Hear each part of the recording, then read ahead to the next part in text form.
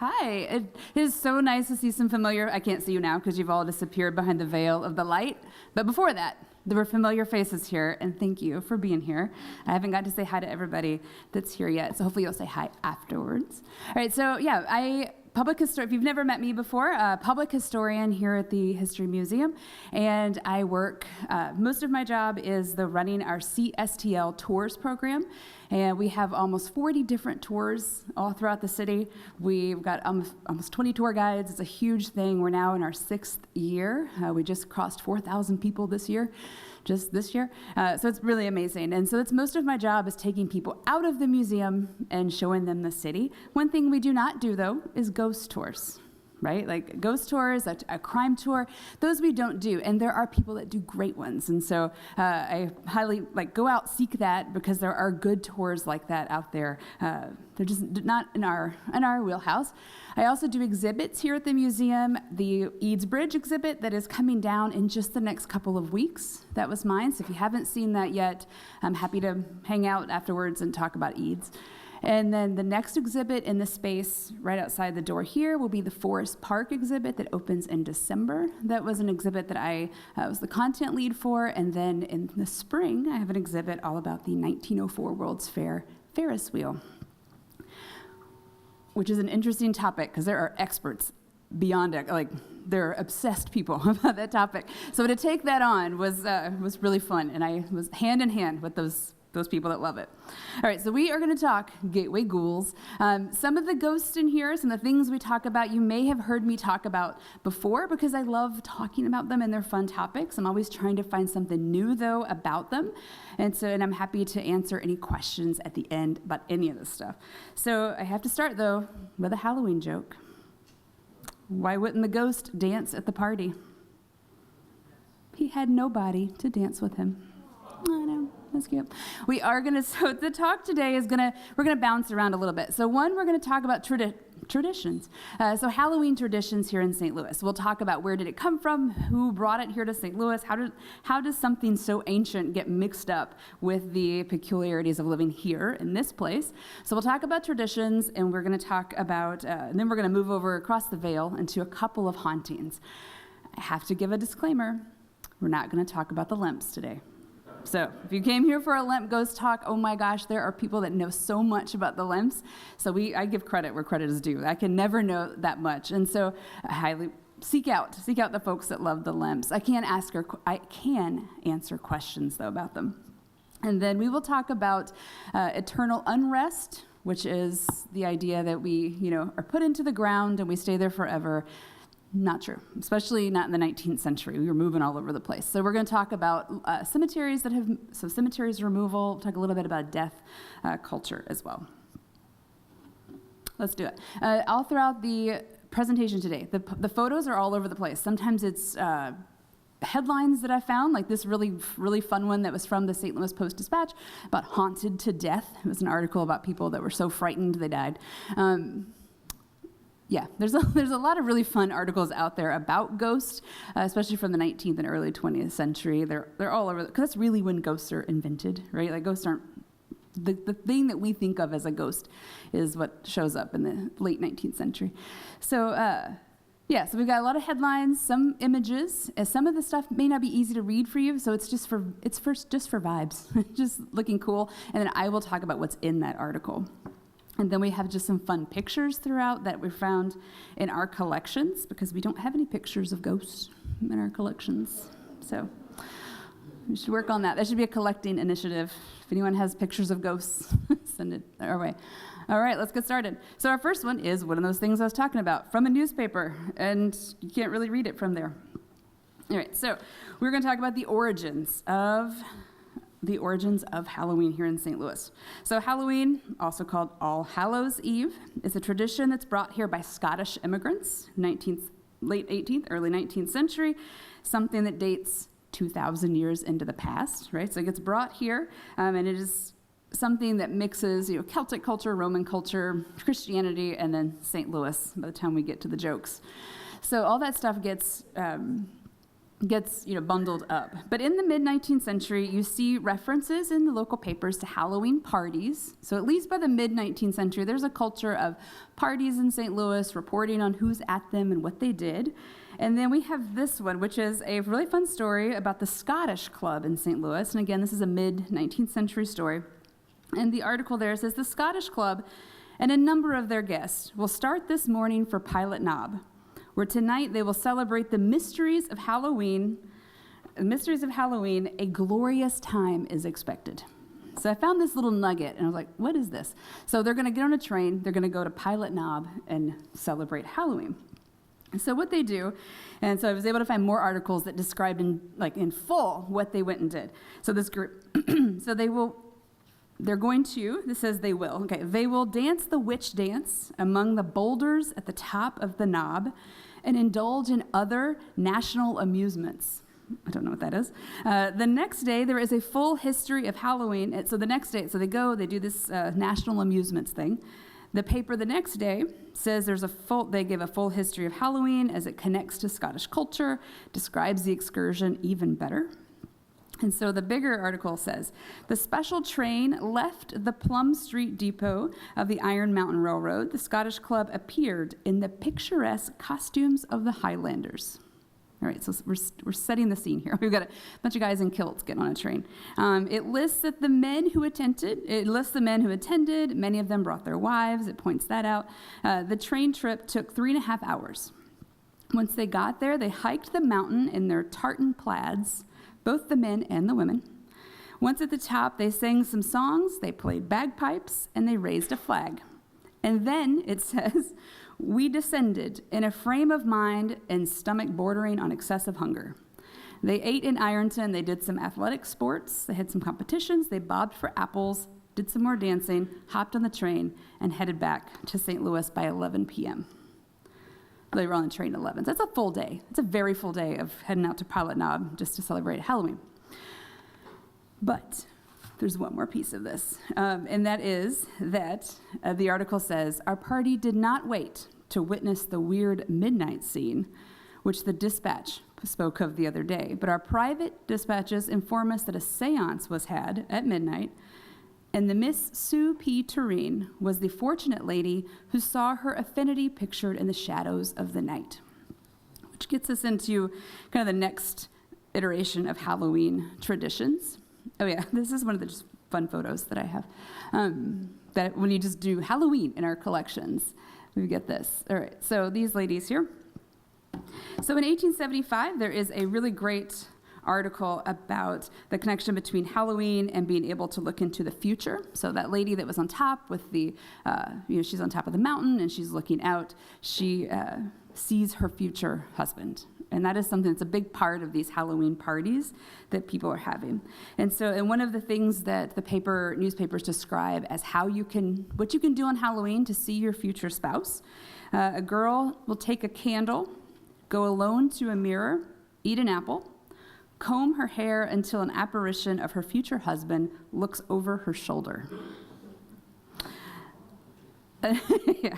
I have short hair, so that's not going to happen. Another tradition is to boil an egg, take out the yolk, fill the cavity with salt, eat both the white and eat all of that without speaking a word or smiling, go to bed without drinking any water, and if you dream of someone bringing you water, that's who you're going to marry. So there's like several of these. Like they were really, really intricate things. So we have these parties where people are, women, and they report in the paper like who saw their future, who didn't. And so we have this, this comes from the tradition of believing that Halloween, which with that deeper tradition, that pagan tradition, that Halloween is a time when the line between saints, or line between souls, dead people and living people, that line gets really thin then. And then the Catholic Church adds, at some point they add All Saints Day the next day. So even more so, there's a thinning of the veil right there. So that people have Halloween parties, eventually start to do pranks and things like that, and that gets out of hand. All right, so we're going to leave these ladies and their paper ghosts. Go to our next image here. Here's some great parties. So we've got Halloween, some things in the newspaper, some reports from the mid-19th century about parties that were had and what people did. They decorated with autumn leaves and berries. They had jack-o'-lanterns, and then they did their future, looking at their futures. All right. We have Halloween, on the far right there, Halloween celebrators ship plunder without paying the freight. So they hop on a train, don't do what they're supposed to do. All right. And so then in St. Louis, we have, this is a pretty dark photo. So in St. Louis, we have our tradition of the jokes. So where did that come from? So the time-honored Halloween joke thing in St. Louis, it has, those deeper traditions. Celtic origins are offering food to spirits during Samhain, and that was the name of the celebration that the Scottish culture would do. And they would have this tradition, this ritual. So you're offering food to spirits, and then that would be exchanged for treats. And people would dress like if you're leaving the treat out, then eventually they got kind of caught on that, oh, I'm going to dress like the spirit, and I get the treat that you've left out. And then in the medieval times, we have something called guising, which is something called souling. So you are souling for prayers. That turns into secular visits. So we get and you get tricks and treats for rewards. So that gets mixed in. And then the Germans do something called bellsnickling, probably pronounced differently. We'll say bellsnickling. And that was children in disguise earning treats if adults couldn't guess who they were. So all that stuff comes to St. Louis, right? We bring all those traditions here, and then we get the Halloween joke. And the Halloween joke comes from, I'm going to pop, yeah. So let's look at these cute kids before we go back to that not cute thing. All right, so we got these cute kids. And the cute kids, these are mid-20th century kids here for Halloween. So you have these parties. They evolve into pranks. They evolve into mischief, and that was reported in the newspaper, the destruction that starts to happen in the early 20th century based around Halloween. Some of the things that we do here in our community to try to get people to not do the pranks, to get ahead of it, one of the things, so no one knows for sure where the joke thing comes from, but the strongest evidence and the strongest theory is that it comes from this time period where you've got this scary guy here. So this is in the 1940s, we have kids that are out doing pranks, and a guy, an older gentleman, sees them outside doing a prank on his house, and he shoots through the window to scare them away, but he ends up hitting one of them. The kid survives the wound, but it's still, things are kind of come to a breaking point here. So it's thought that the jokes evolve from that. So the jokes are something that you can offer in exchange instead of a prank, right? It kind of comes from this idea of, let's set this stuff that's getting out of hand, set that aside, and start coming up with an alternative, and the joke is that thing. We are one of only 2 cities that do the jokes. The other one is in Iowa, which is weird that it's like 2 places that only do it. And what I love about the joke thing is that it's one of those things that I didn't grow up here, right? But my kids did, and I know they have to do jokes, right? And so it's something that even you can. It's a tradition that is ours, and in a time period when everything is getting, we're more of the same, and everything is kind of, homogenized. The jokes for St. Louis are something that I think we are clinging to as this is our thing. This is something that is ours, and it's our tradition. So whether it's, on its way out or not, it is something that is still, it's still there. I take kids out. They do the jokes. So that's still part of life here. So the next topic is a Halloween tradition, and I would love a show of hands if anyone remembers these. Halloween windows. Hey, I see you behind your mask. I know who you are. Yeah, so you painted them. So the Halloween windows in St. Louis, this was really fun to research, and I found it because I was looking for Halloween images for this talk, and we had a huge collection of these windows. And I'm like, well, what's the deal with the windows? And of course, in my job, I get asked about Christmas windows all the time. And we've given talks about the Christmas windows. But there were more than just those. So the first time you see mention of Halloween windows was in 1915, and it was a jack-o'-lantern display. But by 1945, so the pranks are getting out of hand. They're starting to come up with new traditions and try to distract kids from the pranks. 1945, the Kirkwood Kiwanis Club does the first Halloween window decorating class or competition. So it's not a decorating, it's painting the windows. And so that starts in 1943, actually. And then by 1945, other groups start to join in doing this.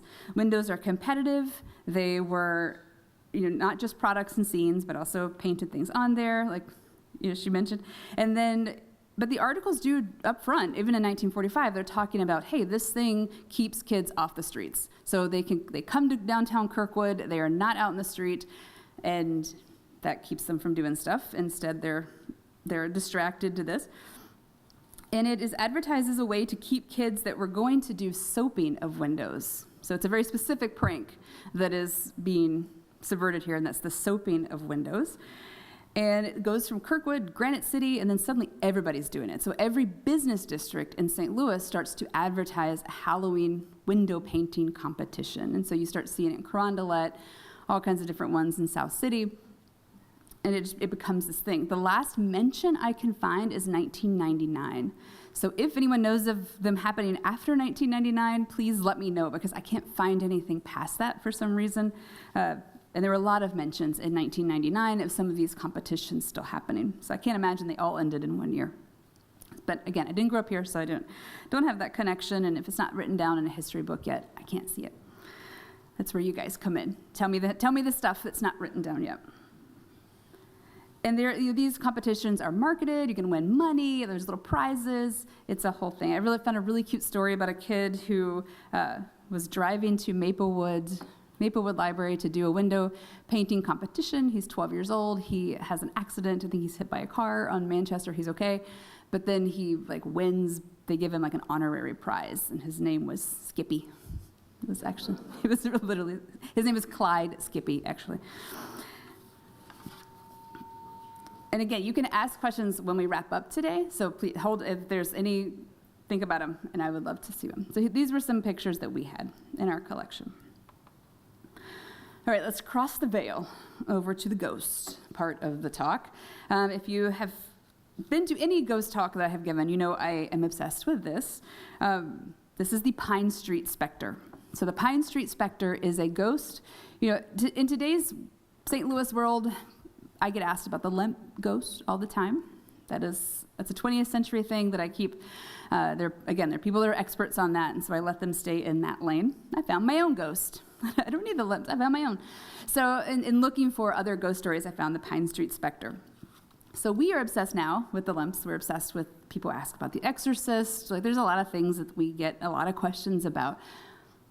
But this is a moment in time where we were St. Louis. I don't think we can compare to what they did in January of 1887. And this was in the St. Louis Globe one day. A newspaper reporter reported on the Pine Street Specter. And he says, hey, does everybody know about this ghost? It's this ghost horse and buggy. It's been walking down Pine Street every afternoon. Everybody knows about it, but they don't. So he kind of puts it out there.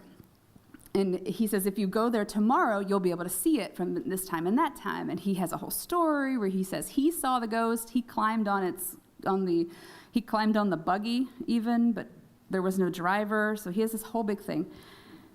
10,000 people show up the next day to see this ghost on Pine Street. That is a lot of people, and it's in January, right? So people are lining the streets to see this ghost. It does not show up. It is not there. So what's fun about it not showing up is that the next day, the same news reporter reports that he realized a piece of his story had fallen off his desk and was sliding under a leg of his desk, and it didn't get published. And that little piece of paper said that the ghost did not appear on the Sabbath. And so he would have saved them. He's like, but they'll be back the next day. So this thing sells papers, right? Newspapers are selling, people are coming to this fever grows where people want to see the Pine Street Specter. And you have people starting to show up with advertising. And you've got people walking through the crowds, because again, tens of thousands of people showing up every day over about 2 weeks' time to see this ghost. And it's like a mania. And so people are showing up with products and saying, hey, there's one of them that says the Ghost's favorite chewing tobacco is this. And it like has all these different products that they're saying this is the Ghost's favorite. This is the somehow co-branded with the Ghost.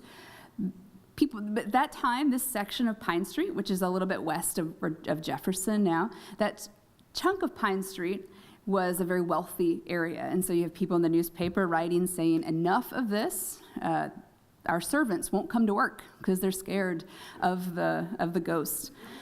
You have people throwing parties, ghost parties, where they dress up. And then you have, my favorite is a lady a young woman who is serenaded from the street by her fiance and a small chamber orchestra dressed as ghosts. Like they're on the street in like sheets, like playing instruments. So we just have this moment, and then it just fades, right? It goes away. Obviously, there's no ghost. I like to think about what would happen if 10,000 people saw a ghost. Like they would all just like fall, right? They don't really want to see it. So it passes, and within a year, we don't hear about it anymore. We don't talk about this moment in time. I do, but in general, we don't talk about this anymore. But what's fun is about a year and a half later, it still shows up in the newspapers in little bitty bits as jokes about something, if there was a jewelry heist, and the reporters say, we can't find out who did it, must have been the Pine Street Spectre, or the stock market is bad. Oh, it's the Pine Street Spectre's joke. So they use it as a little inside joke, and then it's gone. And the Pine Street, he disappears. So no Pine Street Spectre. And I've got a map there with an overlay of which is really clear here on the screen. I'll give it that. That's where Harris Stowe State University is, and it would have been eventually in the Mill Creek Valley neighborhood is where the chunk of Pine Street that the Spectre walked down. And then we have this lady, another favorite of mine. This is Pearl Curran. So Pearl Curran, she is a good St. Louis story of crossing the veil, right? Something crossing back and forth. So Pearl Curran is the product of spiritualism, so a religious type movement that comes up after the Civil War, and we have this changing relationship to death after that war in this country, and even in the Victorian culture, an obsession with death. All of these things, are spiritualism, and spiritualism is the idea that you can contact the dead. So seances, Ouija boards, stuff like that. So she is somebody who goofs around with a Ouija board. By her account, she's not serious about a Ouija board. She thinks they're cheesy. But her and her friends are playing with one day, and they're playing with one, and it starts to move, and it starts to do its thing. And when it starts to move, it's someone speaking, and the Patience Worth is the name that comes through, and it says, I die, once again I live, right? And so it's the spirit that is coming through on the Ouija board. So they do this a couple of times, and it gets stronger and stronger, and Patience Worth tells them when she died in the 1640s. She tells them where she's from, England, and she died after coming to America, and she's ready to write some books. And so her and Pearl, it's clear that she and Pearl Curran have the strongest connection. And eventually Pearl Curran says, I don't even need the Ouija board. She's just in here. She just knows how to be in here. And so Pearl Curran would sit and write what Patience Worth was telling her to write. And those books that she wrote, and here's two of them, they were literary, they sold, people loved them, and they sold lots of copies. They were well regarded. Now, whether they were actually good literature or just the fact that they were written by a ghost, right, that also kind of gave them, I know a little bit about bookstores, and that's kind of how it works. So there was something connected to it. So she writes these books, poems, plays, all this stuff, the two of them together. And the hook on all of this, other than the fact that one of them is long dead, the hook is that Pearl Curran is not well educated, right? She is not somebody who was writing before this or necessarily had the education that could have produced this kind of literature. So there is this unexplainable thing that is happening between the two of them. And this goes on for a very long time, and they produce a lot of work. Pearl Curran does no theatrics. You don't have to buy a ticket. She doesn't have to have a table with a drape or anything like that. And one of my favorite accounts about her is that she can smoke a cigarette and talk to you as herself while writing as Patience Worth. So that's one of the things that, early early people that are looking at it say, well, it can't be two personalities because this can happen, right? She's their own special case. And now people are able to look at it and say, well, she also wanted to be an actress. She wasn't, like, there's some things that you can kind of pull the threads apart. So they have this connection, they write all this stuff together, and it's an astounding story, right? It's incredible, and she eventually she takes it on the road, and she goes to other cities to show this thing that she's doing. One of the examples of how, when she's writing, excuse me, she describes that patience will show her something happening. So, okay, I want you to write about this. And she shows her what she wants to write about. And it's two men talking. And those two men are talking in a language that Pearl's never heard. But Patience is translating for them to her. So again, it's just these amazing layers to the story. So even if it's just good storytelling, it's good storytelling. There's some interesting levels to all this. So eventually, and there's also things where Patience, the spirit, Patience would get very frustrated with Pearl because of the education level. She would get frustrated that she didn't know the words that she needed. So there's things to this. Again, if it's good storytelling, that was a good little detail to put in there on Pearl's part, is that I'm dumb. Patience gets frustrated. Like, she has some really good layers to that. So this goes on until the 1920s. People lose interest in it. It's not very popular anymore. They're kind of over this idea of a ghost writing a book. So she moves to California to be a screenwriter and is not successful whatsoever. So Pearl Curran writing as Pearl Curran is not successful. So she is not considered a good writer. In 1937, she's 54 years old, and she receives her last message from Patience. Patience tells her that they're done and that she herself will be passing away shortly, and she died a week later from pneumonia. So there's another interesting little detail to it. So that's a fun story, and that is interesting, but what I love most about it is that there is a St. Louis. It's a personal story, right? It happened here. And so while all that other stuff could have happened anywhere, this thing happened here, and that is that at some point on this journey, Patience Worth, from the 1600s, asked Pearl to adopt a baby for her, or to adopt a baby and let her help raise it. Yeah, that was perfect timing on that little thing. Adopt a baby and help her raise it. And I love this. There's a little detail over to the side there about Mrs. Curran urges other childless women to adopt babies. 30 have followed her example. So again, it's this really neat personal story where 30 families are impacted by this scenario and this thing that's playing out. And this headline is there's a lot of coverage of the baby and the little girl, and they call her name is Patience Worth. The little girl's name is Patience Worth. They call her Patience Worth Wee, which is kind of weird, and she dresses like she's in Salem. Like, she dresses like a New Englander when she's seen out, and they call her Ouija board baby. Awesome. There's great headlines. They do not write headlines like they used to. So their lives, they leave, eventually go to California. Pearl dies pretty young, and Patience and her sister have a pretty rough life and don't really live into old age.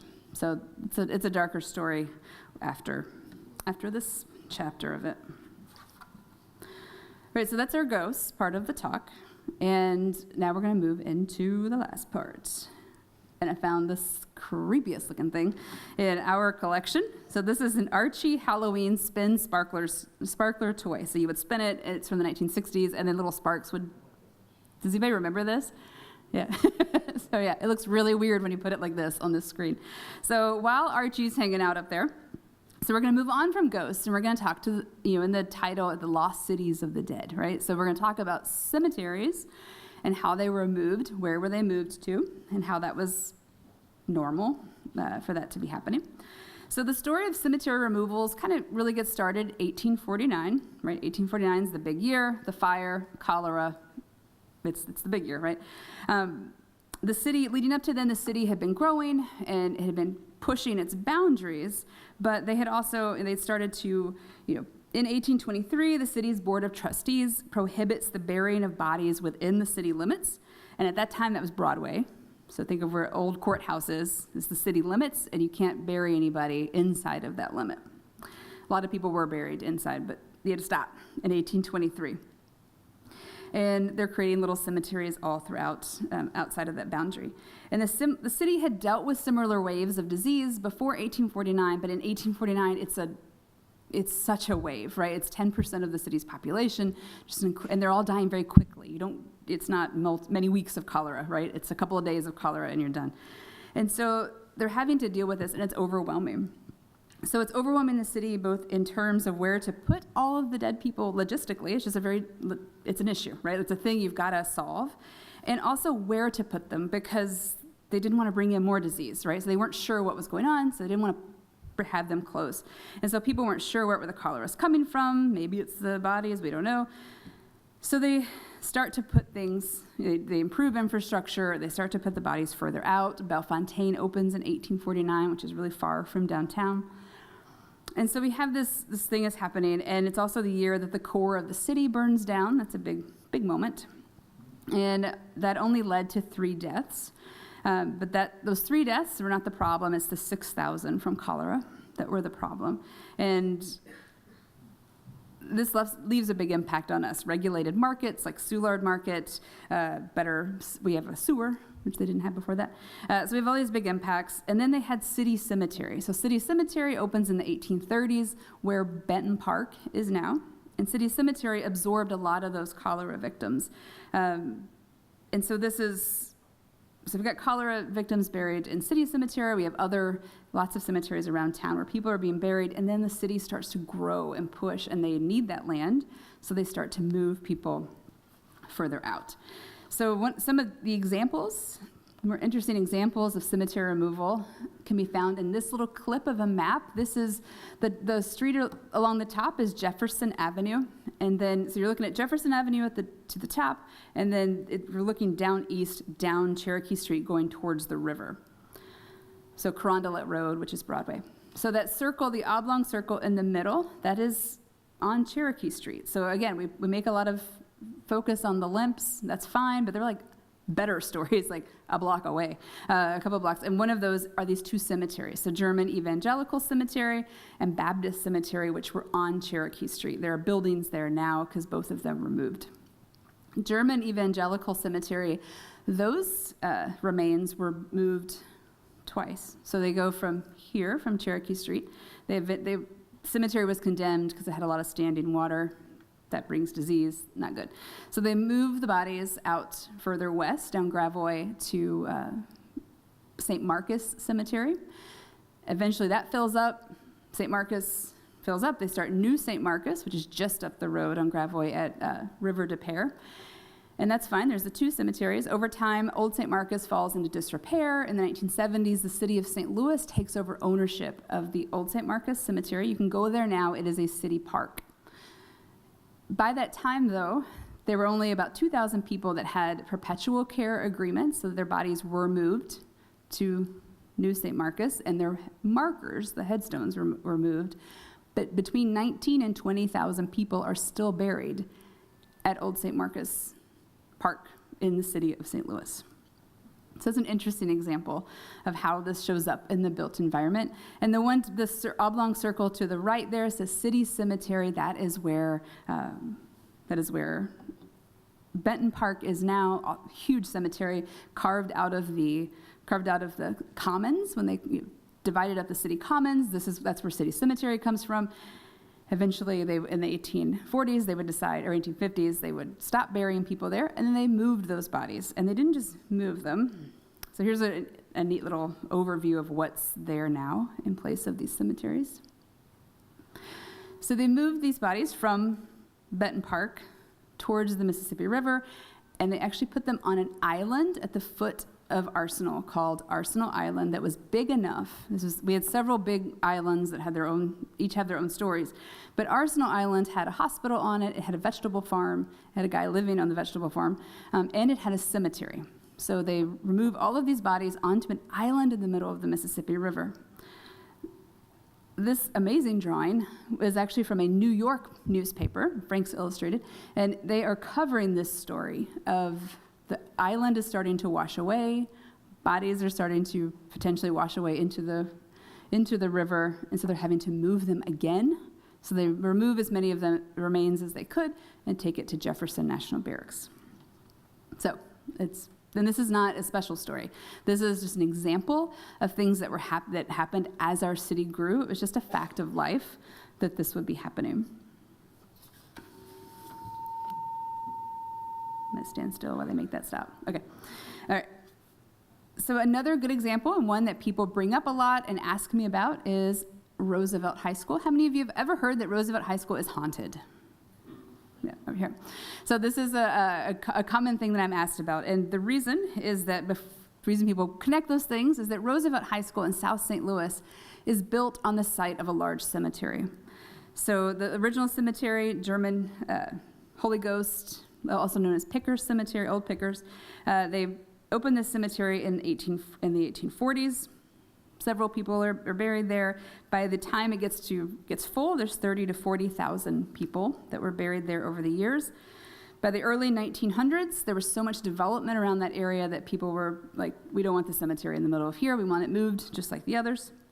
And so they closed the cemetery, and then it moved the remains and opened it up for development.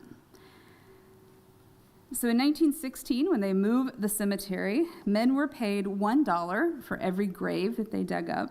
And this is in studying this, you get all kinds of ads in the paper for whenever this has to happen.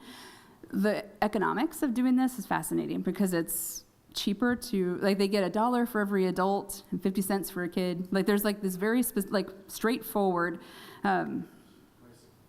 Yeah. It's a steal. Yeah, but so.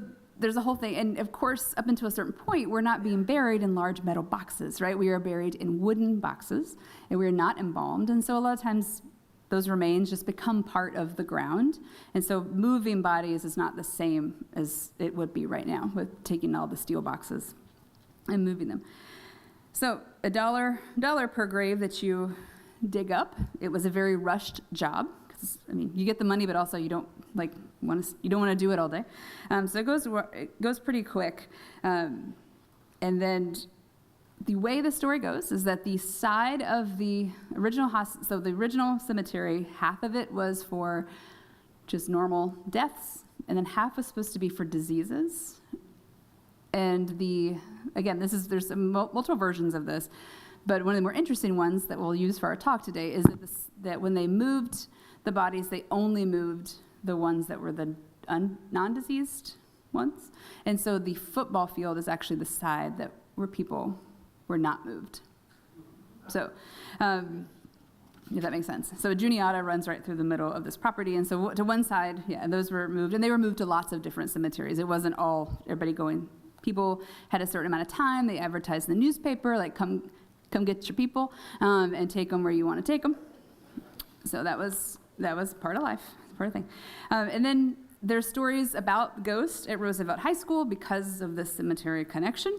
There's also lots of stories in the newspaper about bones being found in the football field. It would make sense if there's a heavy rain or something, because even if they thought they got everybody, they can't, because so much of it had just become part of the earth that in a heavy rain, bones would come up. Yep. So there's that. Okay, so next, this is a fun map this is from the St. Louis Genealogical Society. If you want to get into this topic, they will take you down that road and you'll never return. But that's where I live. So this is a great map that someone put together. I'm hoping that it's coming through clear for you of where cemeteries were in the city. And so I've put some of those lines in there for you. So the Arch Grounds is that oblong area down at I do, okay. So this is where the Arch Grounds are now, and on the map, if you were able to see up close, there's about 7 different cemeteries there, just on the Arch Grounds. So we've got 5th Broadway here, City Cemetery down here, we've got some more a little bit further out, and then this is Pickers, this is where Roosevelt is now. And the one I want to talk about is Wesleyan. So Wesleyan is, you can see there. Yep. So Wesleyan's the biggest on this particular map, and Wesleyan is an interesting one because most of these cemeteries were segregated, right? They're segregated by class, they're segregated by ethnicity. Eventually, you're going to have segregation by race. You have free blacks buried differently than enslaved black people. So, there's a lot of layers, right, going into where you are buried and who you're buried next to. So the Wesleyans, though, were very open. And so they not only allowed formerly enslaved people or enslaved people to be buried there, but they allowed Chinese people to be buried on those grounds. So, there's a lot of interesting history to be read about the segregation within cemeteries. So the Wesleyans are interesting. So they opened in the 1840s downtown at Franklin and 23rd, and that is the one that included enslaved and free blacks. Very few records to that one. And then Wesleyan in 1851 to 1878, it is at Laclede and Market Streets, so just west of Grand. And then during the Civil War, several hundred Union soldiers were buried there, and they were later moved to Jefferson Barracks. And it was abandoned in 1874. And then other graves were moved to the new Wesleyan Cemetery on Olive at Hanley in 1878. Between 1878 and 1852, they had 1952, new Wesleyan Cemetery at Olive and Hanley. And there's a lot of very interesting, and a lot of people were moved to Memorial Park and to Bellefontaine as well. Highly recommend you get into this topic. It's very fun, very interesting to me. All right, so our last topic that we are going to talk about is last little death thing, and this is some of our piece of history when it comes to death culture in the United States, is that we were the site, and we still are, right, the site of the first crematory west of the Mississippi River. So cremation, super ancient. Nope, we did not invent that. But then in the late 19th century, so it's super ancient, but with Christianity, people stop doing cremations. It becomes very taboo to do this. In the late 19th century, though, and this is within Western culture, in the late 19th century, you start to see people start to make an argument for it again, like, hey, our cities are getting bigger. We don't have places to put people. How about we look at this idea? And so there's a process invented. It's a modern process for cremation that is invented, and it's very progressive politically. Like if you were for the vote for women, you were probably also for cremation. Like it's something that's bundled up in that very progressive movement. So there's a man here, Albert Terry. He opens the first crematory west of the Mississippi. He dies before it is completed, and so he just gets normal buried, because he's not able to do it. His daughter, actually, she doesn't die. She dies not too long after he does, but she dies in an intention. She doesn't die in an intentional way, but she has put plans in place so that when she dies, she can be cremated at their facility, and she wants the entire thing detailed in the newspaper. And so that's what you're seeing here is this amazing article that shows diagrams of what is happening and there's an a real good reason that she did this. And that is to take the veil away. Take the mystery, explain what happens in a very humane and thorough way. And so it's a beautiful article to read. And it explains that it's gas that actually produces the heat. Like there's all these things that dispel myths. And you start to see more and more of these cremations. And she's buried at Bellefontaine, or her remains, her ashes are there. And so we have the Terry family to thank for bringing this to St. Louis. And it's an interesting full circle to this, is that the site where that happened is this building, right? The Missouri Crematory, sitting up on the hill on Sublet and Arsenal. It looks like this today.